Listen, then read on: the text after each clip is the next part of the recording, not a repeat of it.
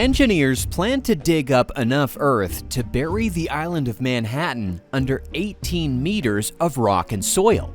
That's high enough to cover the first 5 floors of the Empire State Building. This colossal excavation was for a waterway 5 times longer than the Panama Canal, with locks so massive that they could accommodate the world's largest ships. They held a groundbreaking ceremony, promised to create 1 million jobs, and then nothing. The giant machines never arrived, the money vanished, and a $60 billion dream became the world's biggest ghost project. So what happened to the Nicaragua Canal? And why is this dead idea suddenly coming back to life? The dream of cutting a path through Nicaragua is almost as old as the discovery of the Americas. As far back as the 1500s, Spanish explorers saw the country's massive Lake Nicaragua, or Cocabolca, connected to the Caribbean by the San Juan River and realized only a thin strip of land separated it from the Pacific Ocean. For centuries, it was just an idea. Then, in the 1850s, American tycoon Cornelius Vanderbilt actually created a route, using steamboats to carry gold rush prospectors across the lake and carriages to take them the rest of the way to the Pacific. This route was so successful that for years, Nicaragua, not Panama, was the top choice for a true interoceanic canal. But just as the United States was about to fund the project, a single postage stamp changed world history. A lobbyist for the Panama route sent every U.S. senator a Nicaraguan stamp showing the Momotumbo volcano erupting in a huge cloud of smoke. The message was clear: Nicaragua was too dangerous. Lawmakers got scared, and the canal was built in Panama instead. But the dream of a Nicaraguan canal never truly died. It just went to sleep, waiting for someone bold enough to try again. And 100 years later, someone did. So what would it have taken to build this monster? The plan that came to life in 2013 was breathtaking in its scale. The Panama Canal is about 82 kilometers long. The proposed Nicaragua Canal was a staggering 278 kilometers, stretching from the Caribbean coast through the jungle, across Lake Nicaragua, and through the final land barrier to the Pacific Ocean. It wasn't just longer, it was designed to be bigger in every way. The plan required 2 sets of locks, one on the Pacific side and one on the Caribbean side, to lift ships up to the level of Lake Nicaragua, which sits 34 meters above sea level. And these weren't just any locks. Each lock chamber was planned to be 520 meters long, 75 meters wide, and over 27 meters deep.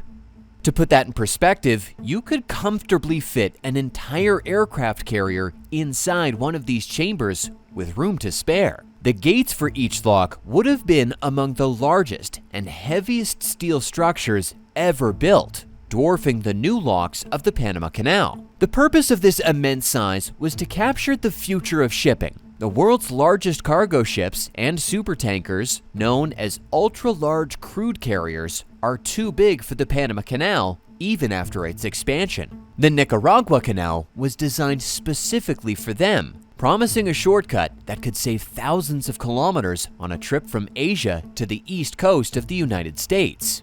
But the biggest engineering challenge wasn't the locks, it was the digging. The project required the excavation of over 5 billion cubic meters of material. That's enough dirt and rock to fill the Great Pyramid of Giza nearly 2,000 times. Most of this digging would happen on land, carving a channel up to 520 meters wide through hills and forests. Then came the lake. To make Lake Nicaragua passable for giant ships, engineers planned to dredge a 105-kilometer-long channel right through its center, sucking up millions of tons of mud and sediment from the lake bed. This single part of the project would have been one of the largest dredging operations in human history. To create a stable water source for the Caribbean side locks, the plan also included the creation of a brand new 400-square-kilometer artificial lake called Lago Atlanta, which would have required flooding a huge area of the jungle. The sheer scale was almost unbelievable. However, building a project of this magnitude in a place like Nicaragua comes with significant risks. The engineering plans were ambitious, but they seemed to ignore the dangerous reality of the land itself. Nicaragua sits directly on the Ring of Fire, a zone of intense seismic and volcanic activity.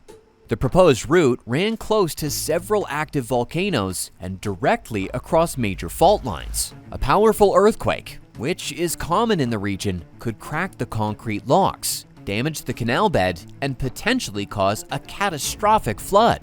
The idea of giant ships filled with oil or liquefied natural gas navigating a channel in an earthquake zone was a nightmare scenario for environmental experts. The biggest red flag, however, was Lake Nicaragua. It is the largest source of fresh water in Central America, providing drinking water for hundreds of thousands of people. A plan to dredge a deep channel through it threatened to stir up decades of toxic sediment, poisoning the water. Even worse was the risk of saltwater contamination.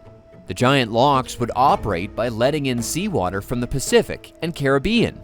Over thousands of lockages, experts warned that this saltwater would slowly leak into the freshwater lake, gradually destroying its delicate ecosystem and making it undrinkable. Then there was the human cost. The canal's path directly cut through the lands of indigenous Rama and Creole communities, as well as countless small farms that had been in families for generations. The plan called for the seizure of land and the displacement of an estimated 120,000 people.